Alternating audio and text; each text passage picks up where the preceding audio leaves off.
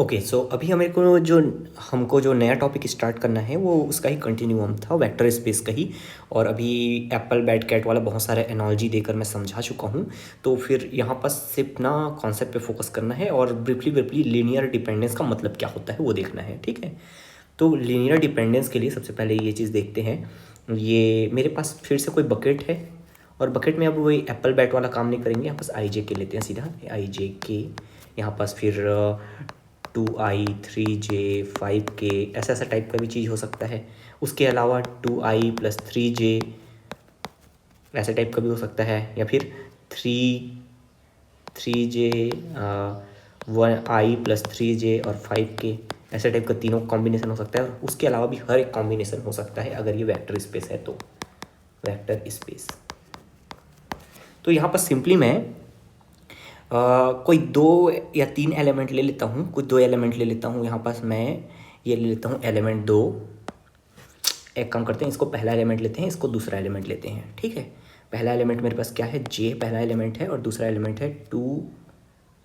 दूसरा एलिमेंट मेरे पास है 2i + 3j। ये मेरे पास 2 एलिमेंट है और इन दोनों एलिमेंट से मैं ये जानना चाह रहा हूँ क्या मैं इसको i के फॉर्मेट में लिख सकता हूँ, ठीक। मैं क्या जानना चाह रहा हूँ कि मैं इसको क्या i के जैसे लिख सकता हूँ।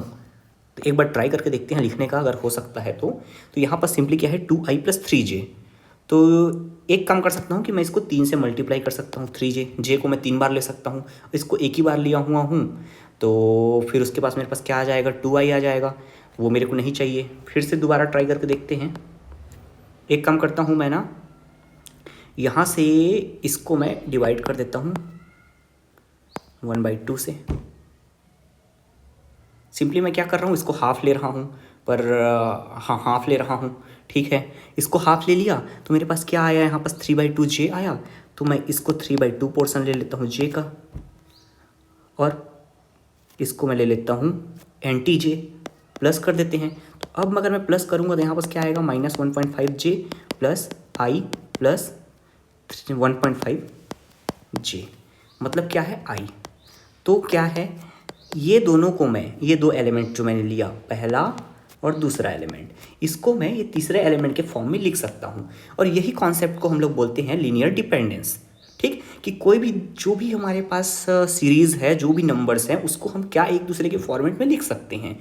ये भी ट्राई करके देख सकते हैं कि ये पहला दूसरा और उसके बाद ये तीसरा है, क्या हम इसको j 2i + 3j और उसके बाद i + 3j + 5k इस फॉर्मेट में लिख सकते हैं। ये हम ट्राई करके देख सकते हैं। और हमारे पास अल्टीमेटली क्या आना चाहिए, i आना चाहिए, ठीक। ट्राई करके देखते हैं। सबसे पहले बात यह है कि यहाँ पास मेरे पास कोई अगर के वाला कंपोनेंट नहीं है और यहाँ पास सिर्फ एक के वाला कंपोनेंट है, तो इसको मैं ना ही लूँ तो बेटर है, ठीक। और उसके बाद फिर यहाँ पास सेम टू सेम सॉल्यूशन आ जाएगा, फिर 1/2 और 3/2 माइनस में ये एक सॉल्यूशन हो सकता है कि आई को मैं इस तरीके से जनरेट कर सकता हूँ। और अच्छा, ये तो ये हुआ। एक चीज़ और देखते हैं यहाँ पर से कि क्या इतना को मैं के बराबर में, यहाँ पास नहीं करता, दूसरा कर लेता हूँ, माइनस ये जे वेक्टर ही लेता हूँ और 2i + 3j ही लेता हूँ। क्या इन दोनों को मैं किसी भी तरीके से के फॉर्मेट में लिख सकता हूँ। ट्राई करके देखते हैं। मैं इसका कितना भी मल्टीपल ले लूँ, कितना भी मल्टीपल ले लूँ, इसको मैं के फॉर्मेट में नहीं लिख सकता। ये पॉसिबल ही नहीं है लिखना। यहाँ पास अल्फ़ा + बीटा के टर्म्स में अगर मैं लिखना चाहूँ, पॉसिबल ही नहीं है। ये वाला यहाँ पास पॉसिबल था। तो जो ये पॉसिबिलिटी है, इसी को हम लोग बोलते हैं लीनियर डिपेंडेंस। और यहाँ पास ये जो हो गया पॉसिबिलिटी नहीं है, तो इसको बोलूँगा मैं लीनियरली इंडिपेंडेंट। अगेन उसको फिर टर्म्स में अगर लिखना है, ऑफिशियल टर्म्स में, तो यहाँ पास ये सब क्या हो गया, ये सब एलिमेंट है वेक्टर स्पेस का, ये एलिमेंट है वेक्टर स्पेस का, ये वेक्टर फील्ड का इस एलिमेंट्स हैं। फिर ये जो है और ये जो है, ये स्केलर फील्ड का एलिमेंट है। तो स्केलर फील्ड, वेक्टर फील्ड, उनके कॉम्बिनेशन में किसी भी तरीके से लिख सकता हूँ, तो वो हो गया लीनियर डिपेंडेंस।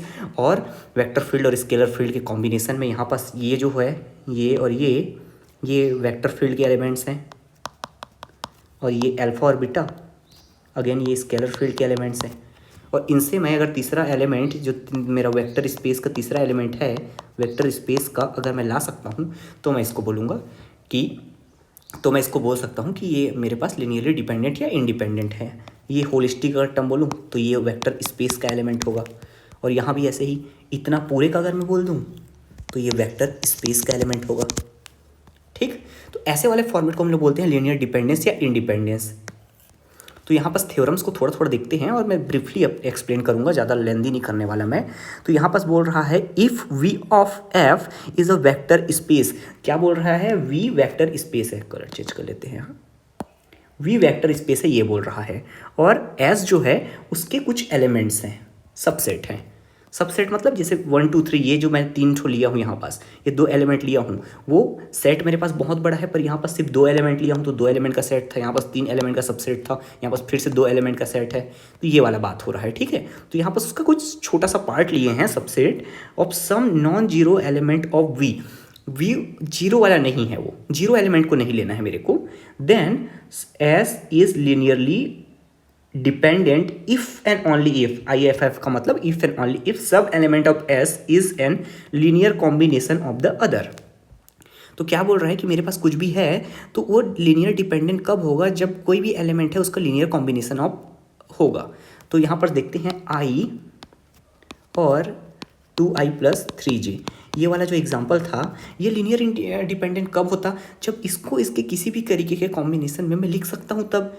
तो यहाँ पास में देखते हैं ये मेरे पास ऐसा कुछ है इक्वेशन और ऐसा कुछ है, और यहाँ पास फिर से मैं एक और ले लेता हूँ। यहाँ पास ही मैं i के टर्म्स में लिख सकता हूँ कि नहीं, वो देख रहा था ना। तो इसको मैं बोलता हूँ कि मैं 2i के टर्म्स में लिख सकता हूँ कि नहीं, 2i के टर्म्स में। और यहाँ पास फिर कर देते हैं, इसको 0 के बराबर कर देते हैं। ये वाला इक्वेशन में क्या था, इधर रख रहे थे, तो उसको मैं पूरा का पूरा सबको एक साइड ले जा रहा हूँ, = 0 कर दे रहा हूँ, ठीक है। तो इस वाले फॉर्मेट में क्या मैं लिख सकता हूँ? और अगर इस फॉर्मेट में मैं लिख सकता हूँ, याद रहे ये मैं 0 एलिमेंट कहीं नहीं ले रहा हूँ और 0 कोफिशिएंट भी नहीं लूँगा ना। स्केलर फील्ड से मैं 0 ले रहा हूँ, स्केलर फील्ड से मैं पूरा का पूरा एलिमेंट 0 नहीं ले रहा हूँ। यहाँ बस फिर से एक्सप्लिसिटली लिख देता हूँ।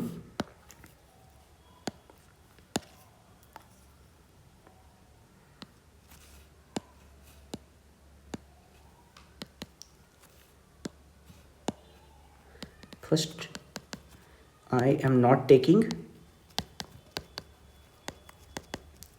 0 एलिमेंट, कहाँ से? V से नहीं ले रहा हूँ। दूसरा, I am not taking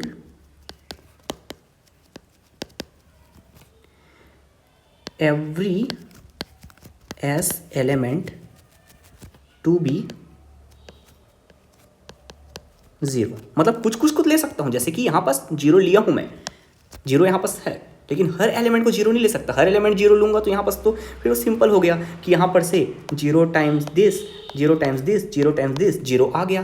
पर ये अलाउड नहीं है, ठीक, ये अलाउड नहीं है। मेरे को यहाँ पास एक आध को 0 ले सकता हूँ, पर एटलीस्ट एक तो ऐसा होना चाहिए जहाँ पास 0 ना हो। तो चलो इसको रिकन्स्ट्रक्ट करके देखते हैं क्या मैं इसको इस फॉर्मेट में लिख सकता हूँ। तो ये मेरे पास क्या है, 2i और i है और यहाँ पास j है। तो सिंपली अगर मैं इसको 0 का मल्टीपल ले लूँ, इसको 0 का ले लूँ, और उसके बाद यहाँ पास मेरे पास 2i है और ये i है, तो यहाँ पास अगर मैं -2 ले लूँ तो इसको 0 के फॉर्मेट में लिख सकता हूँ, ठीक। अगला एग्जांपल ये भी देख सकते हैं, 2i और यहाँ पास इसको j ले लेते हैं i के जगह में, और 2i + 3j, ये वाले फॉर्मेट में लिख देखते हैं। इसको क्या मैं 0 बना सकता हूँ?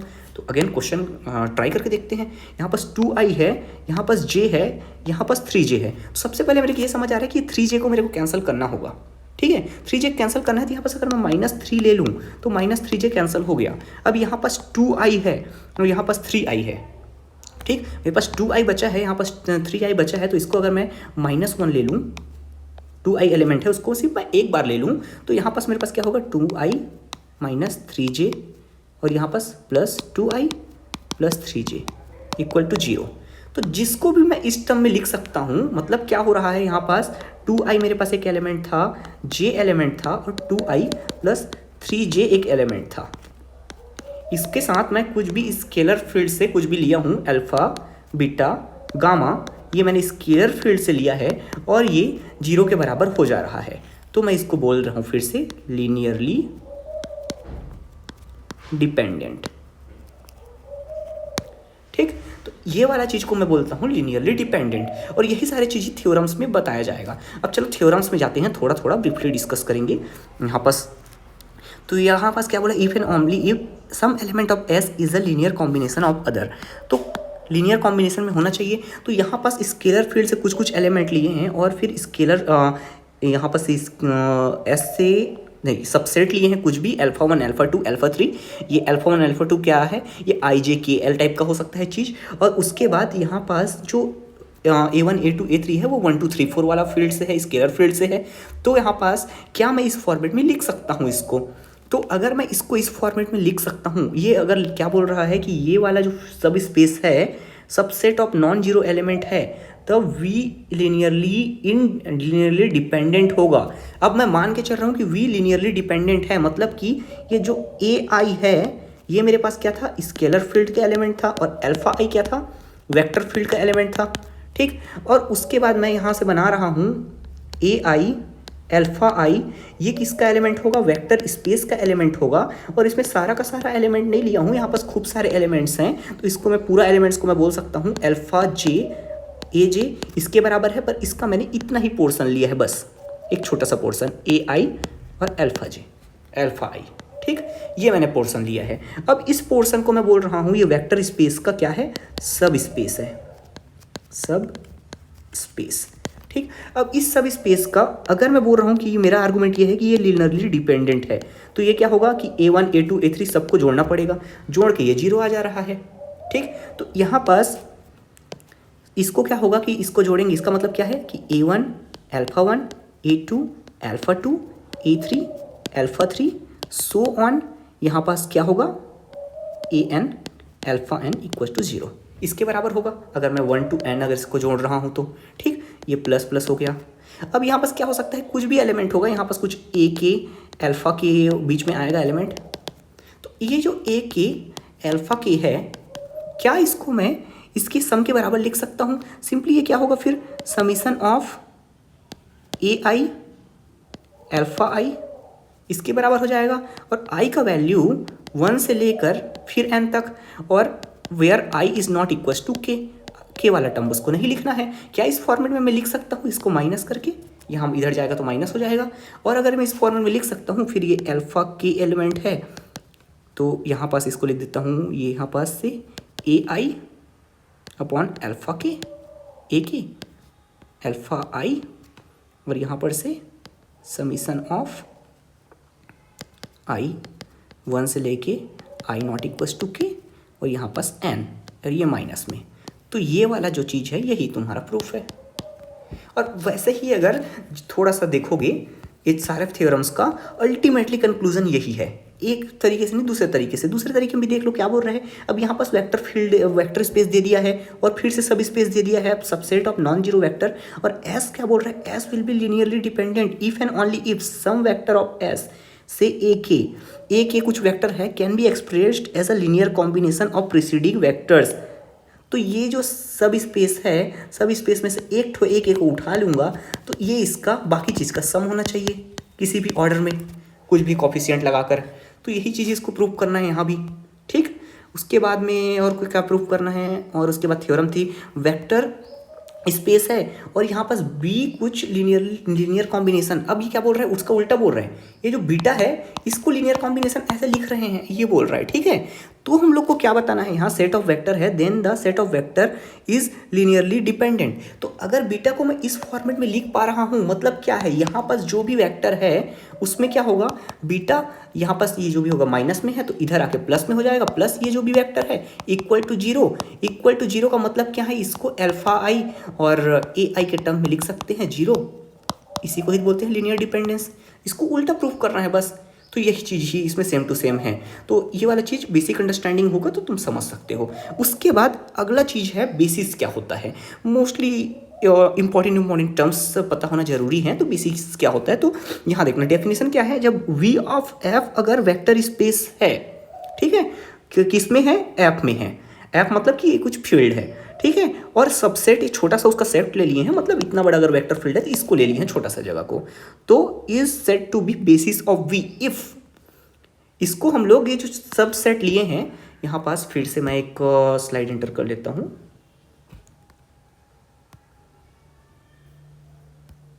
एक पेज एंटर किया, डन। ठीक, तो मैं यहाँ क्या बोल रहा हूँ कि ये जो इसके अंदर स्पेस है इतना को मैं बेसिस कब बोलूँगा, तो बेसिस इसको बोलने के लिए दो कंडीशंस हैं।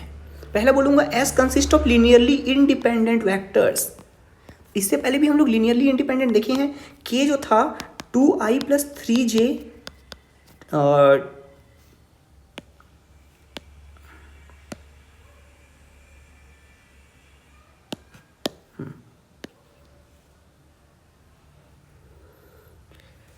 ओके, यहाँ नहीं हो रहा है तो रहने देते हैं। ये जो है i जो है 2i और 3j के टर्म्स में मैं नहीं लिख सकता। ये ऐसा कुछ भी ट्रांसफॉर्मेशन पॉसिबल नहीं है कि मैं इसको इस टर्म में लिख सकूं। ठीक, कोई भी ऐसा ट्रांसफॉर्मेशन पॉसिबल नहीं है कि इसको मैं ये अल्फा और ये बीटा ये टर्म में लिख सकूं। क्यों? क्योंकि i को अगर कैंसिल होना है, यहाँ पास j को अगर कैंसिल होना है तो कुछ ना कुछ j का टर्म आना चाहिए, और इसको अगर मैं 0 के बराबर कर दूं तो नहीं हो सकता। अगेन अगर मैं इसको, ये मेरे पास अगर ये वाला दो टर्म है, दो के अलावा अगर मैं बात करूं कि i को मैं 2i 3j ये एक एलिमेंट है और यहाँ पास 6j दूसरा एलिमेंट है, क्या इसके टर्म में मैं लिख सकता हूँ? तो यहाँ से मैं देखता हूँ क्लिक कर, ये 0 के बराबर आना चाहिए। तो क्या मैं इसमें ये वाला कुछ भी ऐसा कॉम्बिनेशन पॉसिबल है जहाँ मैं ये कर सकता हूँ? ट्राई करके देखते हैं। सबसे पहले ये है मेरे को 6j लाना है, इसको मैं -2 से मल्टीप्लाई कर दूँ तो अल्टीमेटली यहाँ पास मेरे पास -6j आ गया, और यहाँ पास मैं -4i आ गया, तो इसको मैं 4 से मल्टीप्लाई कर देता हूँ, 4i आ गया, तो यहाँ पास अल्टीमेटली 0 आ सकता है। तो ये क्या हो गया, ये लीनियरली डिपेंडेंट हो गया। पर यहाँ पास ये जो i है और यहाँ पास j है, तो इसको मैं किसी भी तरीके से नहीं लिख सकता। अल्फा और यहाँ पास पहला एलिमेंट और प्लस बीटा यहाँ पास सेकंड एलिमेंट, फर्स्ट और सेकंड, ये फॉर्मेट में मैं नहीं लिख सकता। तो इस वाले फॉर्मेट को बोलते हैं, क्या बोलते हैं? Linear independence. और यही लीनियर इंडिपेंडेंस में एक कंडीशन और होता है बेसिस के लिए, कि ये बोल रहा है S consist of linearly independent vector. ये हम लोग जो 3 वेक्टर लिए हैं वो तो ऑलरेडी लीनियरली इंडिपेंडेंट है, तो क्या इसको मैं बेसिस बोल दूं? तो ये बोल रहा है नहीं, इसको बेसिस नहीं बोल सकते अभी। दूसरा कंडीशन और है, S generates V of F that is L of S that each vector in V is linear combination of finite number of S. ठीक, क्या बोल रहा है, मैं कुछ भी वेक्टर को ये तीनों से कॉम्बिनेशन से जनरेट कर पाऊं, ये वाला कंडीशन है। तो क्या मैं ये जो 3 वेक्टर लिया हूं, ये पहला वेक्टर है मेरा i, ये दूसरा वेक्टर है, ये तीसरा वेक्टर है 6j मेरा तीसरा वेक्टर है, ये 2i + 3j दूसरा, और ये i मेरा पहला। तो क्या इनके कॉम्बिनेशन से मैं k जनरेट कर सकता हूँ? k को इनके कॉम्बिनेशन से जनरेट कर सकता हूँ क्या? अल्फा ये 1 और ये बीटा टाइम्स ऑफ दूसरा वेक्टर और ये गामा टाइम्स ऑफ तीसरा वेक्टर, क्या जनरेट कर सकता हूँ मैं k को? नहीं कर सकता। अच्छा, यहाँ पास मैं अगर यहाँ पास 5k भी ले लूँ तब मैं क्या जनरेट कर सकता हूँ? इसको बिल्कुल कर सकता हूँ, इसको लीनियरली इंडिपेंडेंट सेट बना दूंगा और इसको मैं 1/5 से मल्टीप्लाई कर दूंगा, ये जनरेट हो गया k। तो ये वाले फॉर्मेट में मैं कर सकता हूँ। तो यहाँ क्या हो रहा है कि मेरे को ये एलिमेंट्स चाहिए जिसके थ्रू मैं बाकी वेक्टर्स को जनरेट कर पाऊँ। ठीक, और क्या है कि बाकी एलिमेंट्स से जनरेट कर पाऊँ, तो यहाँ पास मैं बोल रहा हूँ कि मैं बाकी एलिमेंट्स को जनरेट कर पा रहा हूँ। तो यहाँ पास मेरे पास ये पहला वेक्टर आ गया, पहला वेक्टर i, दूसरा वेक्टर आ गया 2i + 3j, और तीसरा वेक्टर आ गया 6j, और चौथा वेक्टर मेरे पास आ गया 5k। और इसके कॉम्बिनेशन से मैं डेफिनेटली जनरेट कर सकता हूँ, मतलब सेकंड कंडीशन सेटिस्फाई हो रहा है, इसके कंडीशन से मैं k को जनरेट कर सकता हूँ। पर पहला कंडीशन फिर से जाके देखते हैं, तो क्या बोल रहा है? S consist of linearly independent vector. तो क्या ये तीनों वेक्टर लीनियरली इंडिपेंडेंट है? और यहाँ पास हम लोग देख चुके हैं कि ये क्या है, ये लीनियरली डिपेंडेंट है। तो पहला कंडीशन यहाँ पर सेटिस्फाई नहीं हो रहा है, फर्स्ट कंडीशन सेटिस्फाई नहीं हो रहा है। तो और दूसरा कंडीशन लेकर देखते हैं, क्या हम लोग दूसरा कंडीशन और ले सकते हैं? चलो तो दूसरा ट्राई करते हैं। यहाँ पास i 2j 3k, ये अगर लेके देखूं तो क्या ये हो सकता है? कुछ भी वेक्टर को जनरेट कर सकता हूँ। क्या ये तीनों लीनियरली इंडिपेंडेंट है? क्या किसी भी चीज़ को मैं दूसरे के फॉर्मेट में लिख सकता हूँ? तो सिंपली मैं नहीं लिख सकता। क्योंकि आई को जे के फॉर्मेट में लिखना पॉसिबल ही नहीं है। ठीक, तो फिर यहां पर अरे यार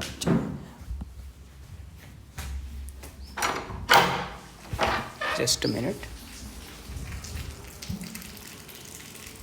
ओके। सो यहाँ पास मैं किसी भी चीज़ को दूसरे के फॉर्मेट में नहीं लिख, यहाँ पर बाकी चीज़ों को मैं दूसरे के फॉर्मेट में लिख सकता हूँ।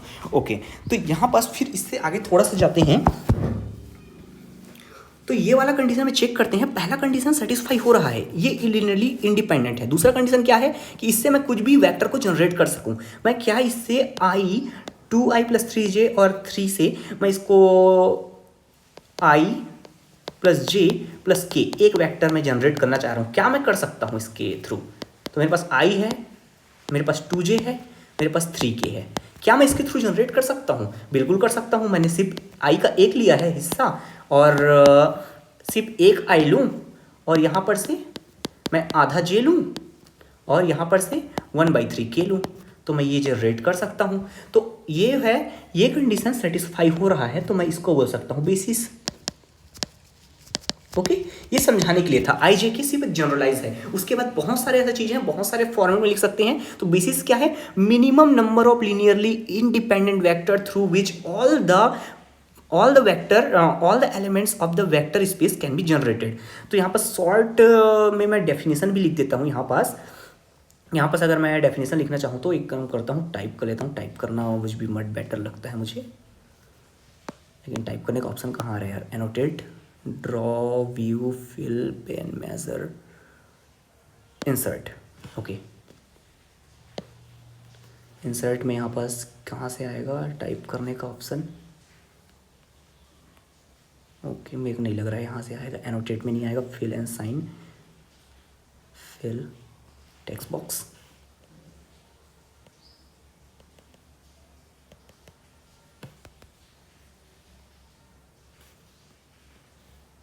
नहीं मेरे को नहीं दिख रहा है कहाँ पर से करना है करके।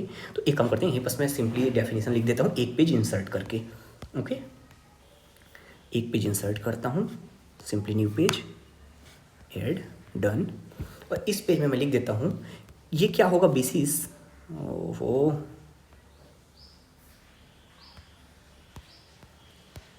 यहाँ पर मेरे को करना है एक page, blank page, done. Okay, तो क्या होता है ये जो बेसिस है? बेसिस क्या होता है? अरे यार, सो बेसिस क्या होगा? Minimum number of linearly independent elements of a space through which we can generate all other elements of the field, all other elements of the field by means of linear combination। ठीक, ये technically एकदम ज़्यादा correct definition नहीं होगा, but ये understanding point of view से और almost हर condition को सेटिस्फाई कर देगा। थोड़ा बहुत ऊंच नीच हो सकता है ये वाले डेफिनेशन में, क्योंकि मेरा ये ऑन द स्पॉट बनाया हुआ डेफिनेशन है, तो इसको एकदम सीरियसली मत लेना, पर एग्जाम पर्सपेक्टिव से इतना वो कर लोगे, वो दोनों स्टेटमेंट का सार है और मैंने जो बताया है। और अगेन मैं यहाँ पास फिर से रिपीट कर रहा हूँ कि सिर्फ ये आई जे के ये सिर्फ एग्जाम्पल था, पॉसिबिलिटीज़ बहुत कुछ है, तो इतना ही बस। ये बेसिस या वेक्टर स्पेस ये सब चीज़ ये नहीं होता, ठीक, इससे बहुत ज़्यादा है।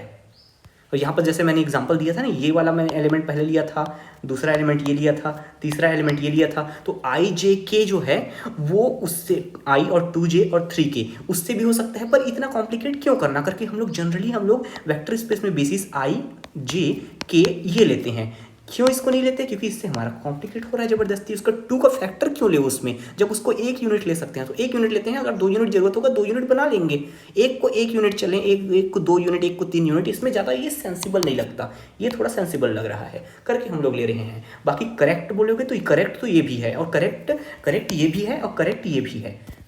ठीक, हम लोग इसको नहीं लेते, सिंपली लेते नहीं हैं, हम लोग लेते नहीं हैं इसको, पर करेक्ट ये भी है। तो यहाँ पर से लेक्चर एंड करते हैं, और दूसरा फिर जो भी डाउट होगा उसको क्लियर करते हैं नेक्स्ट लेक्चर्स में। ओके।